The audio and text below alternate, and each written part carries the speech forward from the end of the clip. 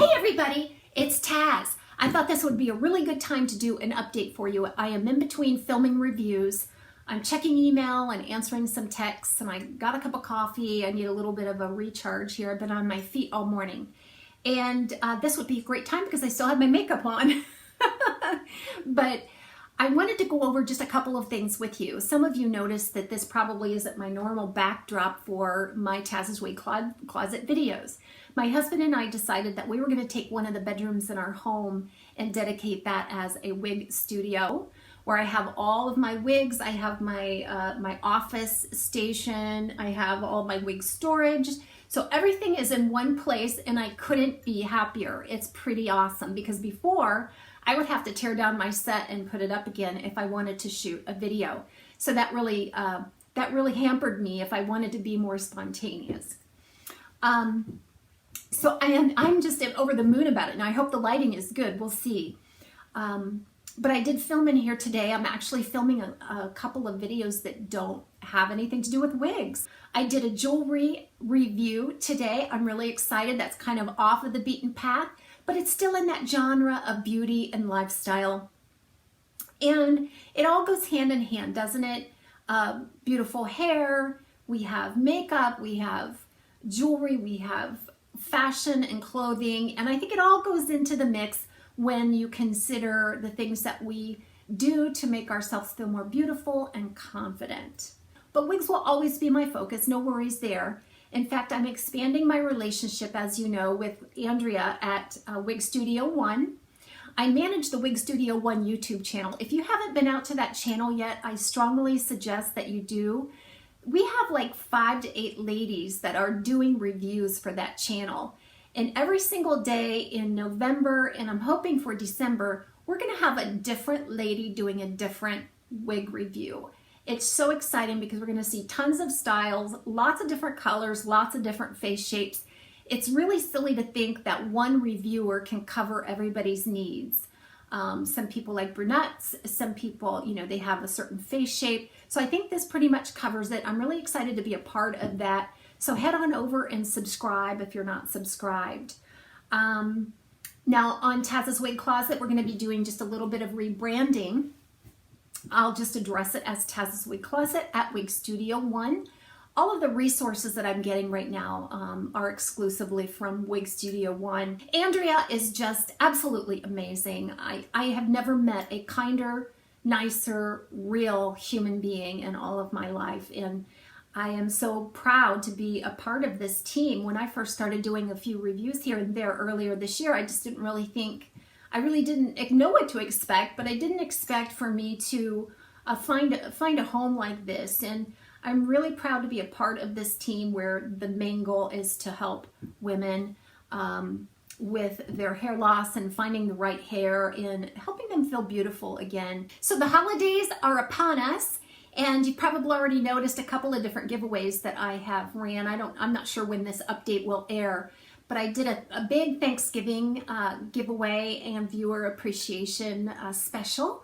And I plan on doing a couple of more. So I'm going to be giving away some jewelry. I am going to be giving away some wigs. So, you know, when you do giveaways like that, it takes a little bit of time and preparation. So I was ready for it this year. Last year, my intentions were good. It just got away from me, and I did not have the time to get it organized as I was working another full-time job. So we talked about some upcoming things with TAZ's Wig Closet, some rebranding. We talked about maybe branching into some additional beauty and lifestyle type product reviews. And so the last thing I want to talk with you about is my son. You have all been amazing friends and a support network for me during this time where my son was in a terrible motorcycle accident, and I spent several months there taking care of him and just making sure the bills got paid, that he got to his doctor's appointments, that he was fed well, all those things that, you know, a good mother would do. And so I came home in October.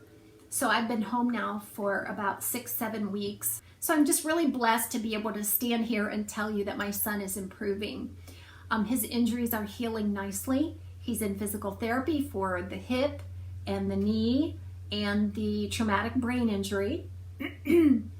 And all of those things are healing as normal. Now, if you remember when I came home, I gave an update. We were waiting on another MRI because there were some lesions that were found on the brain, and the team of neurologists came to the consensus they thought it was probably MS. And so they did some testing, some blood tests, some cerebral spinal fluid, and they couldn't come up with anything conclusive. So they were relying on another MRI done at least 3 months since the last one to see if there were any changes. What they were looking for would be some new lesions or some kind of change with the old lesions. In order to diagnose MS according to the McDonald scale, you need to be able to show lesions disseminated in time and space. So what that meant was that a new scan would show new lesions, and that's your time differential, and then the space would be as if the lesions were in a different spot in the brain. So unless they had those two criteria met, they just weren't going to diagnose MS. And I totally agree with that, because we don't want to jump into it. That's a very serious diagnosis with long-term effects on health and a lot of consequences with the medicines and so forth. So my son had another MRI done a few weeks back, and so he did visit with the doctor and relayed the results to me. So what's going on is that there were 4 lesions in the brain when he had his first MRI. One of those lesions has completely cleared up, gone away, no trace of it. And the other 3 are as they were before. Okay, no changes. There were no new lesions in any different places. So the doctor is going to rescan him again in another 6 months. So they can't rule out MS. The doctor said that with MS, sometimes the lesions can kind of dissolve or atrophy and become a little different or even disappear on the scan. So they can't rule that out. So another 6 months will tell us what's going on. But I'm encouraged because there were no new lesions, and one of them had completely cleared up. The doctor now is saying that it just may have been an unusual presentation of the trauma to the brain from the accident. And that's all we know right now. I'm hopeful. My gut instinct says and would love to believe that it was because of the trauma and that he'll eventually completely recover without any long-term consequences. So that's what we're hoping for. We'll be waiting on another scan coming up in 6 months, and I'll be sure to get in front of you with an update. My son is coming home. He did have a bit of a setback. The doctor decided that upon his latest eye exam that he didn't want him to drive. So the eye is still kind of messed up. The optoneurologist that looked at his eye said that it's healing, but there's still some deficiency in that left eye with the movement and things. And so sometimes those can take up to 6 months to a year to completely heal. And so we're just waiting. But the doctor, the Air Force doctor on base, decided that it was too much of a risk to allow him to drive. And remember, that was one of the criteria for me to be able to return home, was that he had the ability to drive. But they have sort of reneged on that offer and asked him not to drive. So this isn't the state requiring him to give up his license. It's just a military requirement coming from the base. He has to find a ride to work every day because he still has to go in and sit at a desk and do some desk work.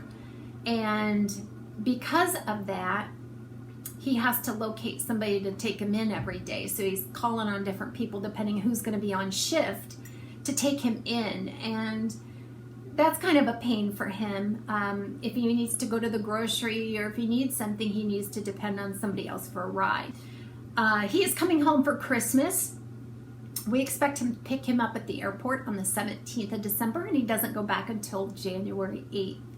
Another huge blessing is that he'll be able to spend some time here at home with us and his other family, and just continue his rest and healing here at home. So we're really excited. It's just going to be an amazing Christmas season. This is the first Christmas in a few years that I've actually felt like I wanted to decorate and do some of the traditional things that we would normally do, because it's been a while since I've had my sons home together for Christmas. So I'm super excited about that, and just couldn't be happier and more blessed. So happy holidays, everybody.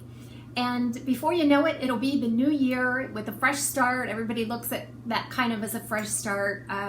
We all do our resolutions and things.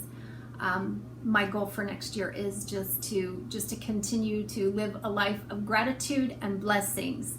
And I wish the same for you. Have a warm and happy holiday season. We'll see you next time on TAZSWICCLOSET at Wig Studio One.